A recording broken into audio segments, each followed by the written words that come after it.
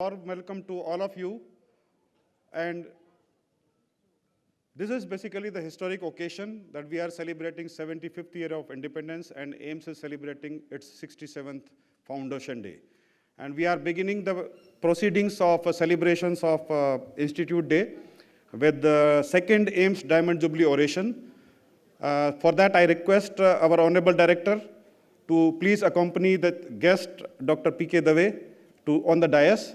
I also request our Honorable Dean to come on the dais as well, please.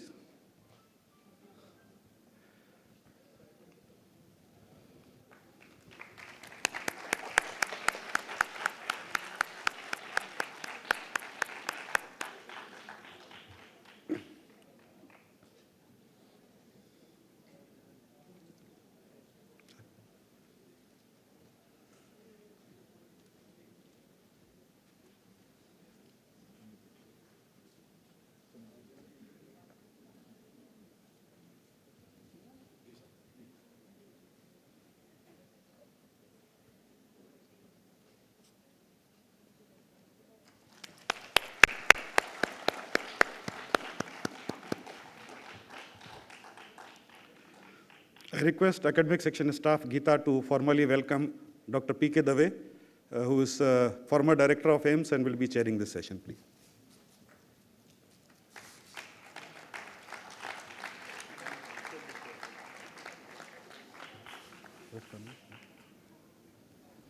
So I request Kiran to welcome our honorable director, Dr. M. Srinivas.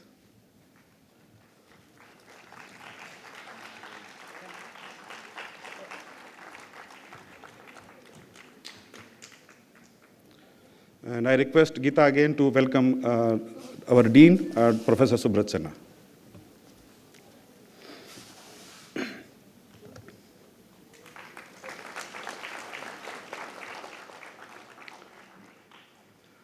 To begin the proceedings of second AIIMS Diamond Jubilee Oration, I request Dr. Rajeev Kumar, Associate Dean, to please come on the dais.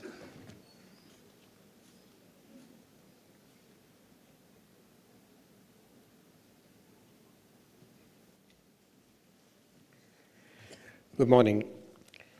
The prestigious AIIMS Diamond Jubilee Oration was instituted in 2016 when we completed 60 years of the existence of this institution. It is to be awarded to an eminent person from any field for his or her contributions to science and society. Today, we will have the second AIIMS Diamond Jubilee Oration. The first oration was delivered by the late Dr. M.K. Bhan. This year, the selection committee has awarded the oration to Dr. K.M. Venkat Narayan, the Executive Director of Emory Global Diabetes Research Center at Atlanta in Georgia. Dr. Narayan is also the Ruth and O.C. Hubert Professor of Global Health and Epidemiology at the Rollins School of Public Health and a Professor of Medicine and Endocrinology at the Emory University School of Medicine. It's my pleasure to inform that Dr. Narayan is with us today for the oration. Dr. Narayan is a leading expert on diabetes, and in 2017, he was inducted into the National Academy of Medicine, which is one of the highest honors in the field of health and medicine. He serves on the committee of the Health and Medicine Division of the National Academies of Science, Engineering, and Medicine. He is noted for his substantial multidisciplinary work in diabetes and non-communicable diseases. He has been involved in several major national and international multi-center epidemiological studies, randomized trials, public health surveillance, translational research, and health policy studies. He has over 550 publications, including several high-impact studies, 185,000 citations, and his work exemplifies global leadership and influence in diabetes and non-communicable diseases in science and public health. Dr. Narayan was selected by Emory University in 2017 to receive the Marion V. Creekmore Award for Internationalization for building a network of collaborations with global partners. He's cultivated multi-institutional collaborations with partners across the world. He was Chief of Diabetes Epidemiology and Statistics Branch at the US CDC and led a number of large US national studies And his latest accomplishment is a partnership between Emory, the London School of Hygiene and Tropical Medicine, the Public Health Foundation of India, and AIIMS to explore ways to mitigate chronic health problems in low-resource communities. I see a large number of school children sitting in the balcony upstairs. So in case they don't understand what I'm saying, I would just like to simplify what I've just said. Today, you will hear from a person who has a lot of experience in diabetes and diseases which are non-communicable, which means they do not go transmitted from one person to another. It is not like COVID, that one person has COVID, he can give it to another person. That is a communicable disease. Non-communicable diseases are those which you don't communicate from one person to another, like diabetes, blood pressure. But then these are diseases which have a lot of impact on all our lives.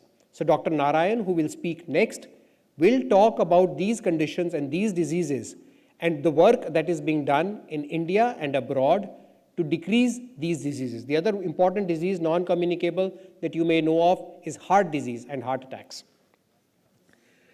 Dr. Narayan was offered the opportunity to deliver this oration virtually because we had given him very little time to accept and come. He initially accepted to deliver it virtually, but then decided that he will make a special 2-day visit to India simply to deliver this oration physically. We are grateful to him both for accepting the award and for recognizing the prestige that this award carries by coming over just for a 24-hour visit to India to deliver this oration physically. Dr. Narayan will be speaking on solving diabetes, a journey of Indo-US collaborative research. It's my pleasure to invite Dr. Narayan to deliver the oration.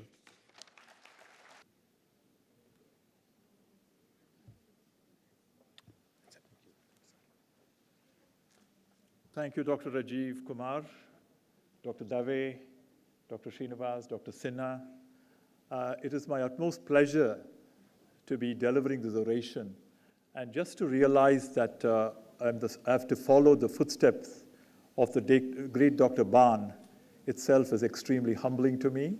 I am thrilled, honored, proud to be delivering this oration. And I do believe that the significance of today's oration that I will be giving is really a testament and a recognition of the value of international collaborations in science and in education. In particular, the growing collaborations between India and the United States. And the work we have been doing over the past 14 or 15 years is really an epitome of the value of such global collaborations.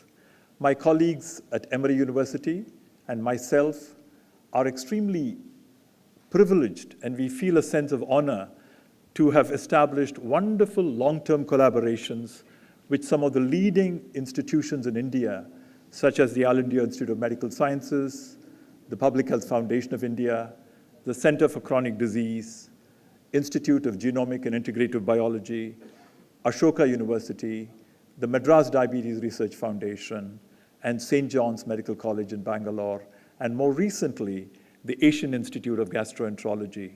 And we've also had the pleasure of working with some wonderful colleagues, several of whom are in this room here, Dr. Nikhil Tandon, Dr. Prabhakar, my close friends. I'm sorry Dr. Mohan in Chennai could not be here. He was one of my earliest collaborators since I moved to Emory University. This has been a remarkable journey, and it has taught us the value of global collaboration to take on big problems of science and of research, both to address global problems and also to address local problems. Whatever we learn here is applicable in the United States and vice versa. We now live very much in a world that is transdisciplinary and transculture and transgeography. And I think that is what I would like to resonate in my 25-minute talk. We have been fortunate that our research has been very interdisciplinary and really has cut across the entire spectrum of research, from etiology and pathophysiology, from population sciences, epidemiology, leading to precision medicine and precision public health, the role of implementation research and quality of care improvement research, leading to health policy research and to analysis, all using diabetes, and cardiovascular disease as the topic of our work. But whatever we have done in this area applies to most other diseases. And increasingly, we become disease agnostic in the way in which we think of science and in the interdisciplinary nature of science as we go forward. My topic today is diabetes, and the disease diabetes is an ancient one. It has been described by the Romans, the Arabs, the Greeks, and the Indians in ancient times. And because I'm here in India today, I wanted to share with you a remarkable quote from a 6th century Ayurvedic textbook, Charaka Samhita. There are two forms of diabetes. They called it madhumeha, honey urine, one associated with emaciation, dehydration, polyuria, and lassitude, and the other with stout build, gluttony, obesity, and sleepiness. Almost 1400 years ago, a remarkable anticipation of our today's technologically derived classification of type 1 and type 2, just based on the astute clinical observations that happened over 1,400 years ago. The idea that people of Indian origin, or the people from the Indian subcontinent, were at heightened risk of diabetes was first recognized in studies of immigrant Indians who went to other countries. For example, in 1972, the prevalence of diabetes in urban India was 2.3, and in rural India was 1.5. But the migrant populations that had gone across various parts of the world, in all of them, the prevalence of diabetes was 9%, 10%, 12%. So this led to considerable research in many of those countries as to why Indians may be at higher risk of diabetes.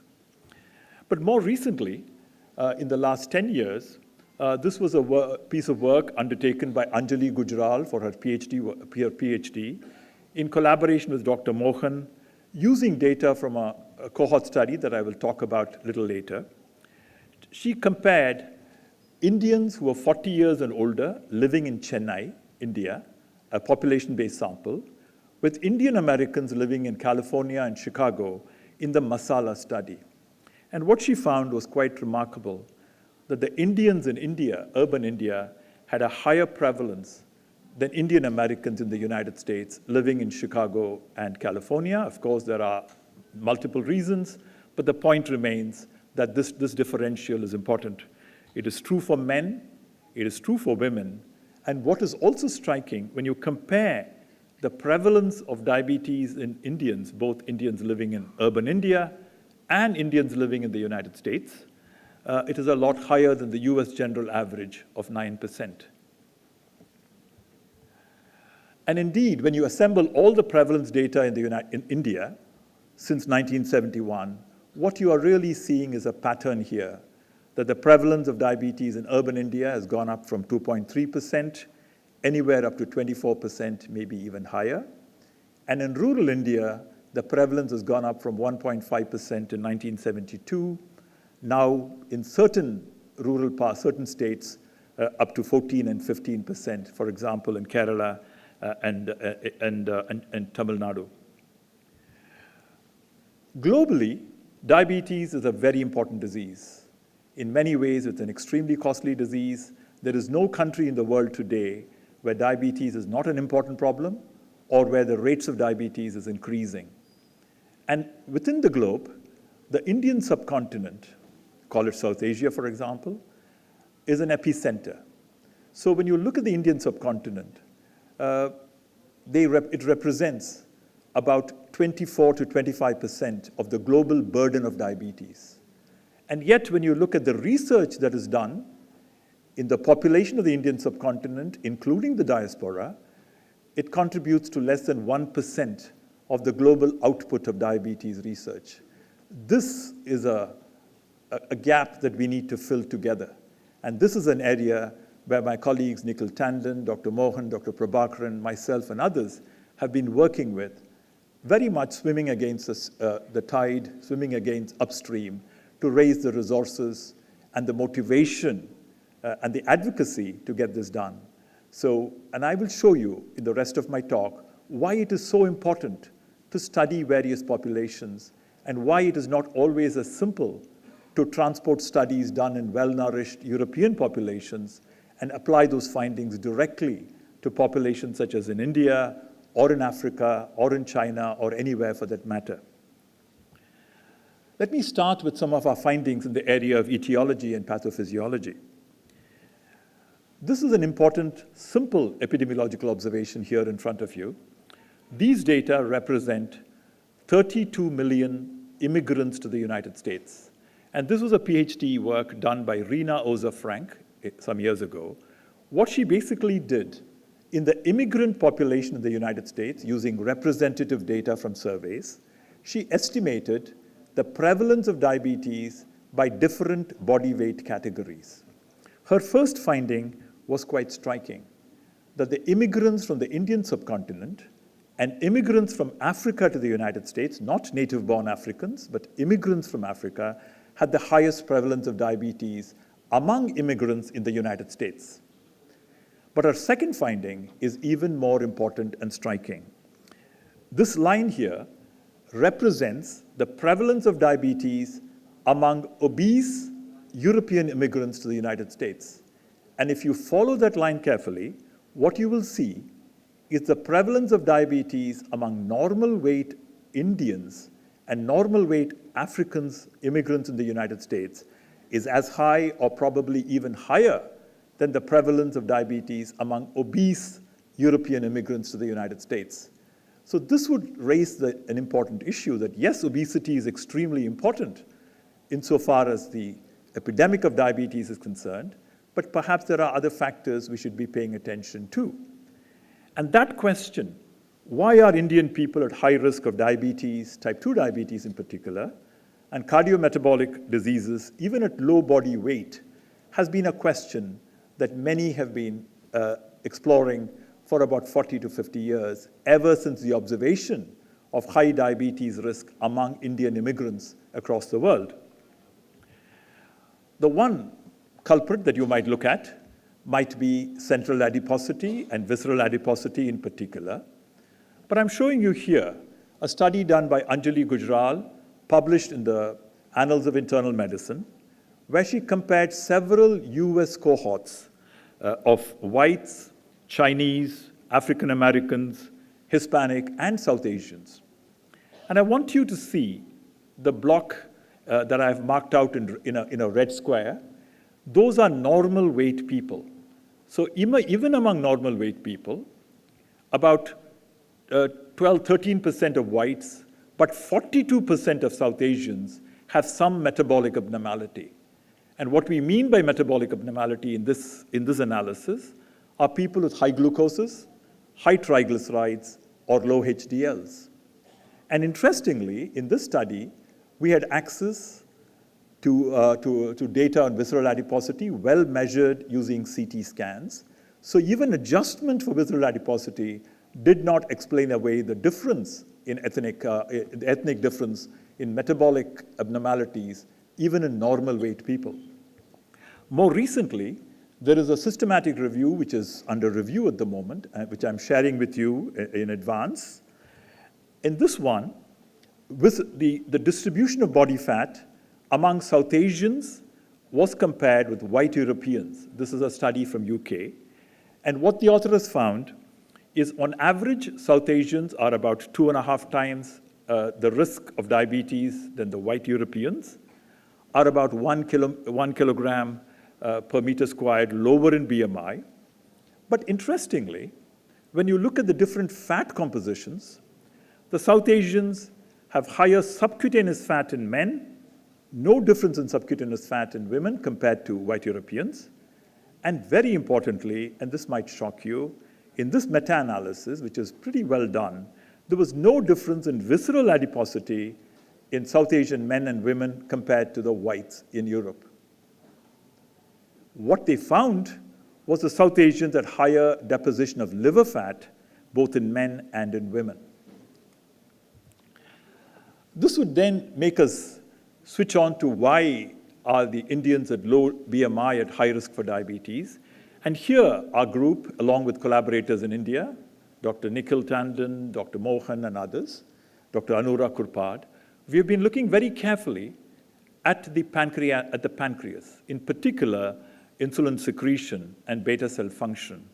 We've had a number of papers in adults in India, Indian adults in the United States, young onset diabetes in Chennai, etc., all pointing to the possibility that Indians may innately be secreting less insulin than other populations. I mean, these are, again, cross-sectional studies. You can't make too much out of them, but they provide a signal. And this idea was also confirmed independently by my colleague Alka Kanaya, using several of the large cohort studies in the United States. Shown here on the y-axis is HOMA-B, which is an epidemiological approximation of insulin secretion.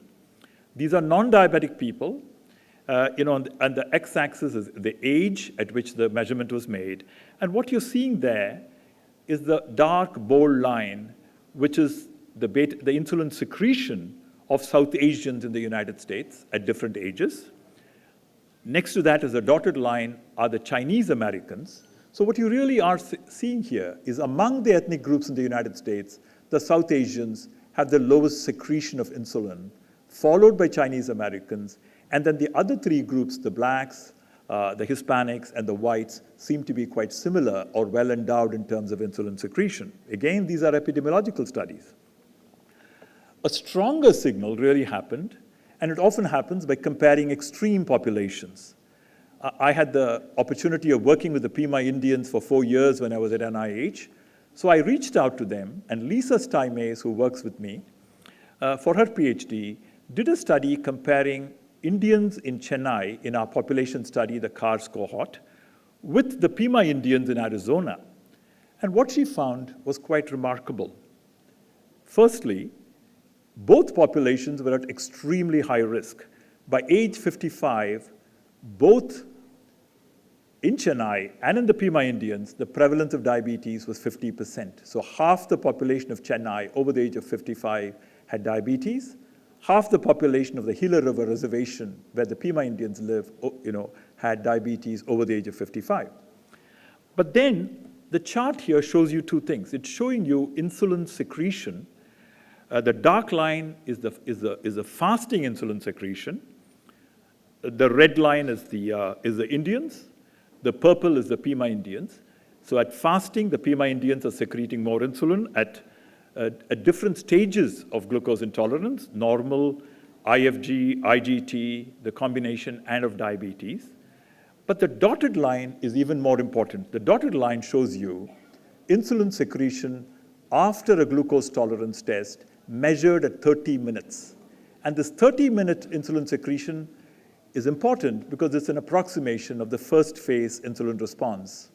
So what you're seeing there, not only are the Indians in India, compared to Pima Indians, secreting less insulin at all levels of glucose, but what is more important, their ability to raise insulin after a glucose load within the first 30 minutes is also quite impaired across the natural history of diabetes. So then when you look at the pattern of glucose and obesity in the two populations, they are also extremely different. In the Pima Indians, the most common variety of prediabetes is impaired glucose tolerance, which is strongly associated with insulin resistance. But in Asian Indians or in India, the commonest abnormality is impaired fasting glucose. That, according to physiological studies, is driven by beta cell function, dysfunction, and by hepatic insulin resistance. When you look at their obesity profiles, the Pimas are about 7 BMI units bigger and 25 centimeters larger in the waist. So here you have two big populations, both at high risk of diabetes, one more insulin resistant, other less secreting, more insulin deficient, but remarkably different in terms of obesity. This prompted us to start thinking that perhaps type 2 diabetes is a heterogeneous disease with multiple phenotypes. And way back in 2015, we offered a simplistic hypothesis based on our epidemiological and clinical observations that perhaps it was time to think of type 2 diabetes at least as two different types, a type 2A, which was because of high metabolic load, such as obesity, where the primary problem was poor insulin action. The causes were adiposity, physical inactivity, dietary factors, all the classical things that you might think of. Your diagnosis might be a 2-hour glucose test after an oral glucose tolerance test. Your initial treatment is what we recommend now, lifestyle management, metformin. And the classic population group might be the Pima Indians. We offered there was perhaps a second type that we should pay attention to. We called it type 2B, which was related to poor metabolic capacity. And here the primary problem was decreased insulin secretion. Notice the two bars overlap each other, suggesting that both impaired insulin action and impaired insulin secretion are present in both the types. The question is, what is more important, and what about the timing, which happens early in which group? And here, we do not know the cause. We can only speculate about it, but some causes to speculate about are whether it could be related to poor maternal nutrition, reduced beta cell mass, evolutionarily determined, lipotoxicity, endocrine disruptors, we don't know. But the diagnostic test might also be very different. It might be a fasting glucose or a 30-minute glucose challenge to pick up the first phase insulin response. The initial treatment might also be different. I mean, again, from one of our trials, we did notice, and in fact, others have confirmed, that people with impaired fasting glucose or fasting abnormalities don't respond that well to lifestyle intervention or to interventions that target insulin sensitivity, such as rosiglitazone, the DREAM study, or metformin, for example. So there might be a role for secretagogues, gliptins, insulin in this, but we don't know.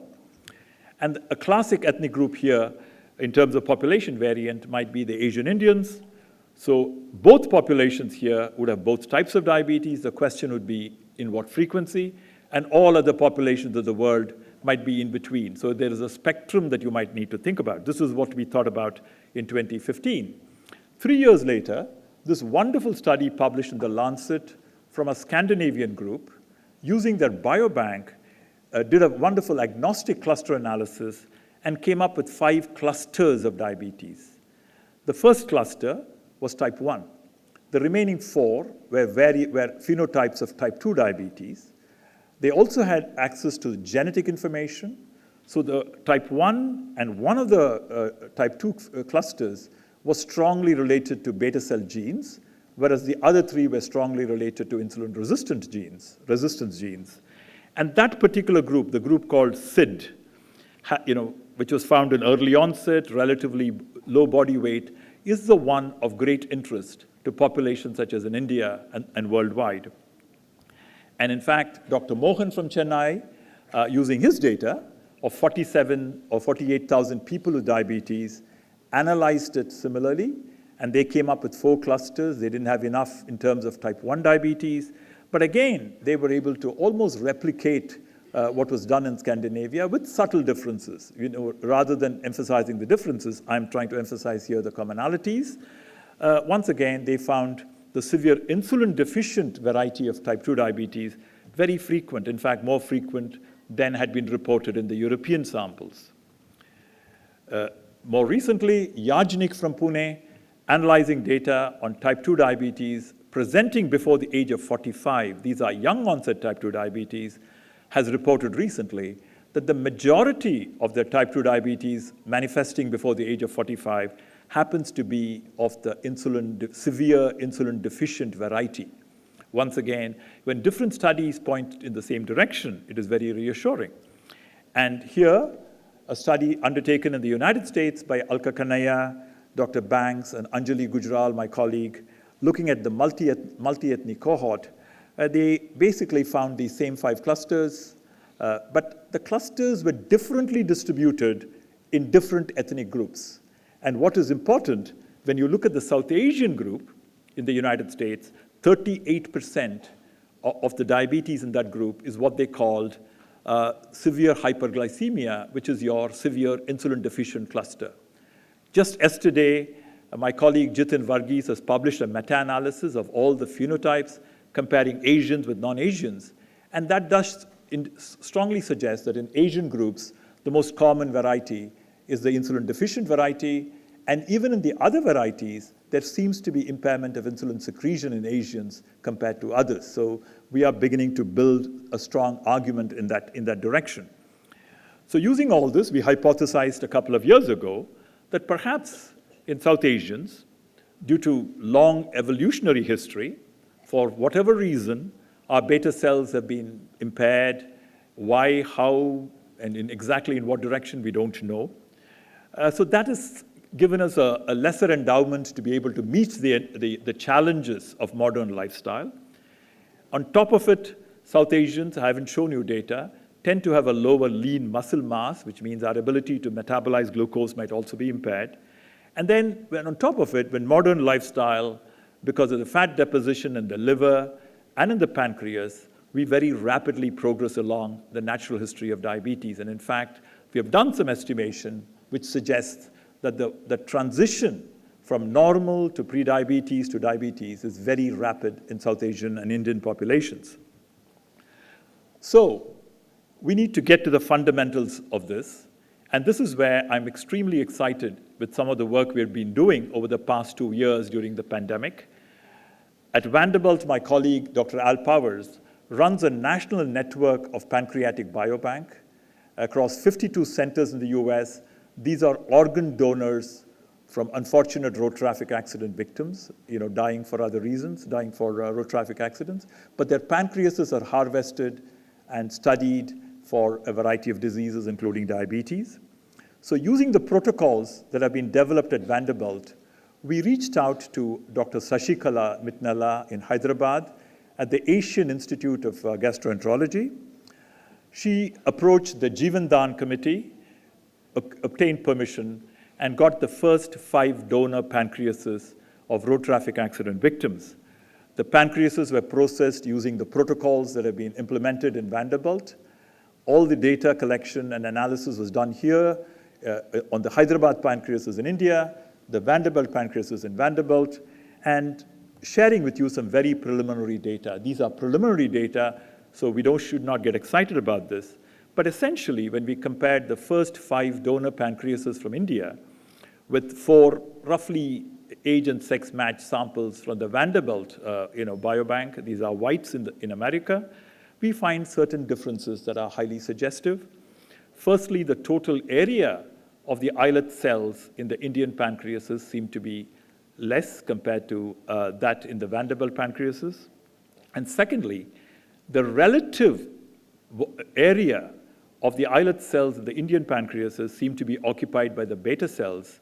But however, when you look on average, the area occupied by the beta cells of the pancreas seems to be about 20% in the Indian pancreases compared to the European pancreases. The area occupied by the alpha cell in Indian pancreases is also about 15, 20% or 30% of the European pancreases, and so too the delta cells. Whether this is related to the different body weight, we don't know. But examining data from the Vanderbilt biobank, the contribution of weight per se to explain such a large difference in area of the islet cell seems somewhat doubtful, but this is exactly what we want to process in the future with larger number of pancreases, getting more clinical information so that we can get to the bottom line of what is going on. We've also started setting up functional studies to study insulin secretion in the islet cells of the donor pancreases. We haven't made the comparisons yet, but this is showing you that we have successfully implemented the Vanderbilt protocol in Hyderabad. And in fact, when I go back next week, Dr. Sashikala is visiting us in Vanderbilt. We're going to have a 2-day meeting to discuss the future of this collaboration. So briefly now, switching over to the next frontier, which is going to be precision medicine and precision public health. This is where we hugely benefited from a cohort that several of us established, Dr. Nikhil Tandon, Dr. Prabhakar, Dr. Mohan, and colleagues at Emory. In 2010, thanks to funding from the NHLBI, we were able to establish a cohort called the CARS cohort, the Center for Cardiometabolic Risk Reduction in South Asia cohort, representative samples in 2 cities, Delhi and Chennai. This cohort, just to show you a little bit about it, It's a population-based sample of almost 22,000 people aged 20 years and older that have been followed up for 11 years or more currently. They are representative of Delhi and Chennai, and very importantly, they're very carefully characterized and geocoded, which is a great advantage. And we also have established a biorepository of about 360,000 stored sample of sera, plasma, and urine, including Buffy code for DNA extraction. So this provides a powerful infrastructure, and I'm glad we set it up this way. And the cohort was assembled in 2 waves. CARS 1, a representative sample assembled in 2010, 2011, has been having annual follow-up for mortality and 2 yearly follow-up with bloods. And people of the first CARS 1 have had about 5 or 6 follow-ups. And CARS 2 also sampled using exactly the same methods, assembled in 2015, 2016. And that's also being followed up. So we have 2 serial cross-sectional studies which have become cohorts. You can pull them together, or you can use them as independent studies for validation, a very powerful design. Very recently, we were able to leverage this cohort that was so carefully maintained with such limited resources, with the hard work of such a large group of team members here in India. We applied to the National Heart Institute, who have funded us as what they call a program project grant. NIH, NHLBI funds 1 or 2 program project grants a year, and we were lucky to get this. But what this is giving us funds for is to phenotype this cohort extremely well. For example, we'll be doing in the entire cohort vascular structure and functional studies, such as arterial stiffness, carotid intimal media thickness, studies of atherosclerosis, the coronary CT scan, carotid plaque ultrasound, examining the myocardium, such echocardiogram in the entire 14,000 people that will be available to us, metabolic studies, doing CT scans of the liver, oral glucose tolerance tests, etc. And of course, continuing to follow this cohort over time. We're also using the stored sample to measure advanced biomarkers of lipids, of various metabolic biomarkers, and pathophysiological biomarkers. These are protein-based biomarkers of different pathophysiological pathways. And in a small subsample, because we were limited for money, doing the molecular markers, such as genomics, epigenomics, and metabolomics. Just to give you the entire cartoon together, this would allow us to study the natural history of cardiovascular disease and diabetes in a way that has never been done before. And we would approach it from 4 different angles: understanding the pathophysiology of the disease, the influence of environmental factors such as air pollution and tobacco on the progression of cardiovascular disease and cardiometabolic disease, the predictive ability of molecular markers, the role of family influence, family environment, and lifestyle. And to place this in record, this cohort of 22,000 people will be about 4.5 times the famous Framingham heart study. In that sense, it's going to be a huge cohort, far better phenotype than most of the other cohorts of the world. And just to give you a reason why this is so important, the equations that we use to predict cardiovascular disease in Indians or in other South Asian groups still relies on data from the Framingham equation. And those don't really apply very well to South Asian populations. A recent study in England showed that equations derived from other cohorts don't accurately predict the various phenotypes of cardiovascular disease in South Asian or other populations. And in fact, that same study showed only 22% of the genes identified in the European population were replicable in the South Asian population. So in that sense, I believe that this precision CARS cohort is going to help us rewrite the textbooks of cardiology and endocrinology in the next 10 to 15 years. And what we learn for India is going to be more applicable to most of the developing world, which is 80–90% of the world, than studies that have come from European populations, which have been well-nourished for a long time. All the research that we do needs to benefit people. And this is where our work in implementation research and research aimed at improving quality of care and scaling interventions, not for a few hundred people, but for millions of people. And in the case of India, 1.4 billion people. How do you scale these interventions? This is where our implementation research philosophy has been very exciting. And Dr. Nikhil Tandon has been one of the leaders helping us advance this area. Over the years, we have had a number of major trials. A trial called DCLIP in Chennai, which was about diabetes prevention in a small number of people. And then we went on to create a demonstration project called India Works, where in 250,000 people across 10 work sites in India, the same idea is being scaled. And similarly, we had a trial called the CARS Translational Trial in 10 people to improve quality of care among 1,200 people with diabetes across 10 sites. Using data and evidence from that trial, Dr. Tandon and Dr. Patel are now trying to do a demonstration in an entire district in Punjab called ITREC. We have gone into the area of looking at comorbidity. How do you address diabetes and depression together in another trial called Independent? So briefly about these trials, but before that, these trials and all the work has helped us to build a very powerful collaborative network of clinical sites across India. And this would be a valuable contribution for the future of research in this country.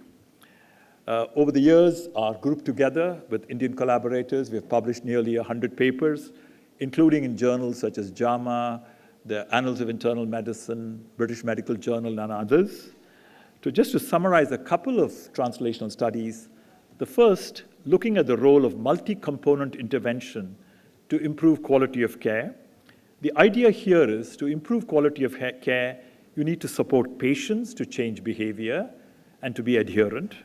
You need to support clinicians to help them make decisions that are evidence-based and therapy that is evidence-based. And then you also need to support the clinics so that their infrastructure is able to support the interventions and taking into account clinical mix so that the more serious patients get greater attention, the more routine ones can be triaged, etc. So putting all this together in an organizational framework, a trial was done among 1,200 people with diabetes across 10 sites, led by Dr. Muhammad Ali at Emory and Dr. Nikhil Tandon here in India, called the CARS Translation Trial, and the primary results of which were published in the Annals of Internal Medicine. It showed that an intervention using care coordinators and a decision support system was able to improve glucose control, blood pressure control, and lipid control. And what was important here, in this trial, even the control group improved over time. So the question now is, taking the results from these trials, if you could scale it up to a primary healthcare setting where the baseline care was more like the community, wasn't like the control group here, what might happen? And that is exactly what Dr. Nikhil Tandon and Dr. Shivani Patel are doing with funding from NIH in a place in Punjab.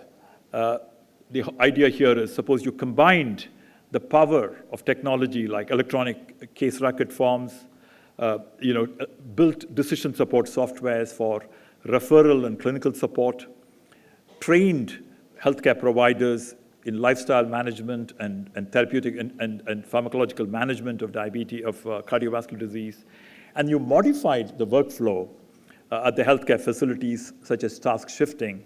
So the combination of technology and task shifting and implementing the evidence-based interventions using the infrastructure within the government of India, physical and IT infrastructure, such as using Ayushman Bharat kind of infrastructure. And this is a demonstration project in Punjab involving one district, close to 1 million people, and about 17 primary healthcare sub-centers. And the idea here is using the ASHAs and technology to deliver care in the most evidence-based manner. And if this demonstration is successful, the tools that will be developed here could be scaled up to 1 billion people across the country in all states. And I think this is where the excitement of taking research to people is wonderful. And I know Dr. Tandon would love to make this one of his major legacies. Finally, Most people with diabetes have other conditions. People with diabetes suffer from cardiovascular disease. They also suffer from depression. So using an R01 grant, Dr. Ali, Dr. Mohan, Dr. Nikhil Tandon, Dr. Prabhakar have done this trial called the independent trial, where taking people with diabetes and depression and borrowing from the team care management idea that was developed in Seattle by colleagues there. It's a combination of case reviews by psychiatrists and a care coordinator to deliver best quality care, diabetes and cardiovascular disease care, a randomized controlled trial in 4 centers across India, and using the same organizational ideas that we showed for the CARS trial. And what they have demonstrated, recently published paper in the JAMA, that the primary cardiovascular risk composite endpoint showed major improvements in this trial from the intervention. And so too, they also found improvements in depression. So treating the two conditions together in an organized manner does not need to undermine one condition or another. You can deliver optimal care for both the conditions at the patient level. I think that's a major finding from the study. So finally, the importance of capacity building. And here we have been very lucky, very proud that we have tried to approach the problem as bidirectional India-US training. In a global world, young American investigators have as much to learn by spending time in India and training in India as the other way around. I think because there is so much to learn in one another's environment, so much richness to take back and to give back. So that's been the philosophy. And using a variety of grants, NIH, Fulbright, India Alliance, etc., we've been able to train a large number of international fellows coming to Emory. And I think through this program, at least 250 young Indian investigators have received training of a few months or at least attending short courses in research methods, etc. Most of them are still in India, which is a very good thing. And we've also had the opportunity of sending almost 38 or 40 US doctoral or postdoctoral fellows to India for up to a year. Some of them have got their PhDs from that work, gone on to become tenured faculty from that work. And this has been a life-changing experience for all of them.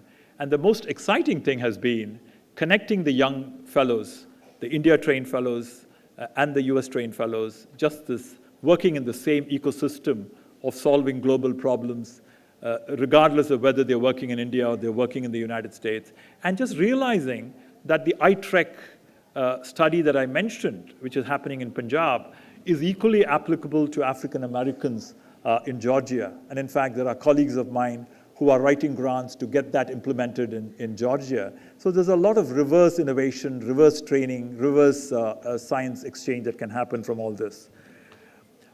This is a final picture that I want to show you. This is our provost and our Emory leadership team visiting the All India Institute of Medical Sciences some years ago. The last director of AIIMS, Dr. Galeria, and our ex-provost, Dr. McBride, signing a memorandum of agreement. So the institutional connection is in place. There's a vibrant exchange of ideas and collaboration and research and happening between our two institutions. We hope that as we go forward, we can build on this and take this very much to the next level. I want to finish off by thanking my colleagues at Emory University, at the Emory Global Diabetes Research Center, which 14 years ago started as one faculty, and very recently, in March of this year, we were elevated to becoming a Woodruff Health Sciences Center and a university-level center of 150 faculty. We are the first university-level center established since 1937, which was when the Cancer Center was established. And I owe a lot of our success at the Emory Global Diabetes Research Center to the work we have been doing in countries like India and worldwide. It's the global collaboration that has set us apart, and we have learned in the process. And for this, I want to thank all the people that have participated in our studies, all the colleagues that have collaborated with us, and in particular, want to thank all of the various funders that have supported us over the years. This picture is a favorite picture of mine. This was taken in Delhi some years ago when our provost and team visited India.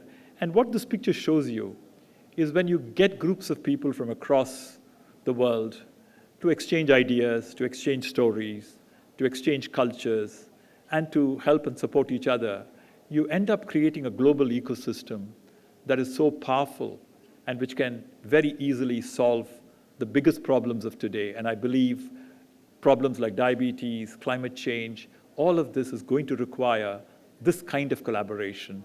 And for me, and I keep saying this, the sari in this particular picture epitomizes the power of cross-cultural collaboration and the ease with which cultures can navigate each other's territory. I don't think anybody owns any culture.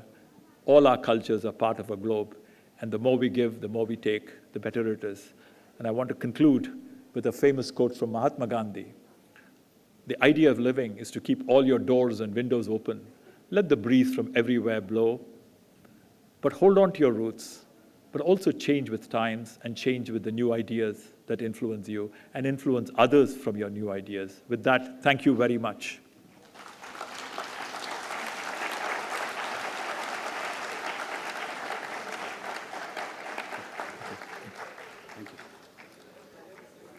So thank you, sir. Now it is time to felicitate the orator of the day. May I request dignitary on the dais, Professor P.K. Dave and our Honorable Dean to do the honor. Please.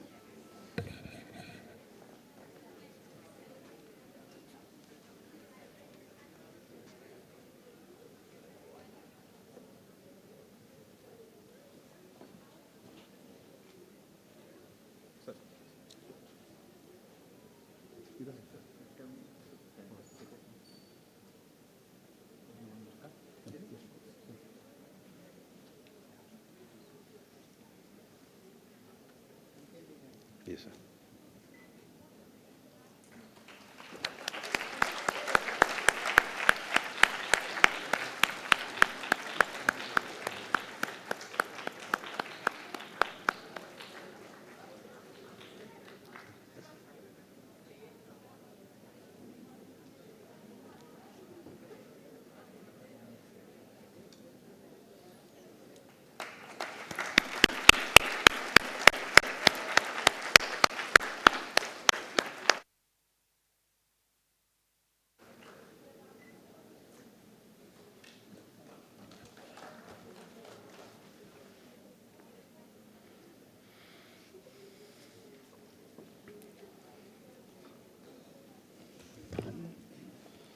So we have our arrival of our chief guest. So just to deliver the vote of thanks for this second AIIMS Diamond Jubilee Oration. First of all, I would like to extend my sincere thanks to Dr. K.M. Venkat Narayan for accepting the request and putting all his efforts in coming from US to Delhi to deliver this oration physically. So thank you very much, sir, for accepting the request and being with us. I'm also thankful to our dignitaries on the dais, Professor P.K. Dave, former Director, AIIMS New Delhi, and our Honorable Director, who has just left to receive the Chief Guest, Minister of State, Dr. Bharti Praveen Pawar. And also would like to extend sincere thanks to Dr. Subrat Sinha, our Dean Academics, and all the audience for being thoroughly present for this oration and paying attention to this valuable oration. Thank you very much. Now we will be requesting all of you to join us for welcoming our chief guest outside, please. Thank you.